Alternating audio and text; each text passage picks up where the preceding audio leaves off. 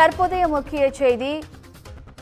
பணம் கையாடல் புகாரில் சேலம் பெரியார் பல்கலைக்கழகத்தைச் சேர்ந்த 4 பேர் மீது வழக்கு பதிவு செய்யப்பட்டுள்ளது. கூடுதல் விவரங்களை செய்தியாளர் சரவணன் வழங்க கேட்கலாம். வணக்கம் சரவணன், கூடுதல் விவரங்கள் என்ன? வணக்கம் வினிதா.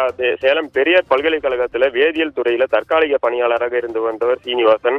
இவர் தொலைதூர கல்வி மையங்களில் பணம் கையாளும் துறையிலும் அவர் பணி செய்து வந்தார். கடந்த 2018ஆம் ஆண்டு நடைபெற்ற தணிக்கையின் போது ரூபாய் 19 லட்சத்தை கையாடல் செய்திருப்பது தெரிய வந்தது. இதனையடுத்து பெரியார் பல்கலைக்கழக நிர்வாகம் சேலம் லஞ்ச ஒழிப்புத்துறைக்கு ஒரு புகாரையும் அளித்தது. கடந்த 2 வருடங்களுக்கு முன்பு இந்த புகாரை விசாரித்த லஞ்ச ஒழிப்புத்துறை 19 லட்சத்திற்கும் அதிகமாக சீனிவாசன் கையாடல் செய்திருப்பதும் தெரிய வந்திருந்தது. இதனைத் தொடர்ந்து மேலும் நடைபெற்ற விசாரணையின் போது தருமபுரி, திருச்செங்கோடு, ஈரோடு ஆகிய பகுதிகளில் கல்வி மையம் நடத்தி வந்த மாதையன், கோபாலகிருஷ்ணன், கொற்றவேல் உள்ளிட்டவர்களும் சீனிவாசனுக்கு உடந்தையாக இருந்து பணத்தை கையாடல் செய்திருப்பதும் தெரிய வந்துள்ளது. இதனை அடுத்து பார்த்தோம் அப்படின்னாக்கா 4 பேர் மீது 2 வருடங்களுக்கு பிறகு தற்போது வழக்கும் பதிவு செய்யப்பட்டுள்ளது.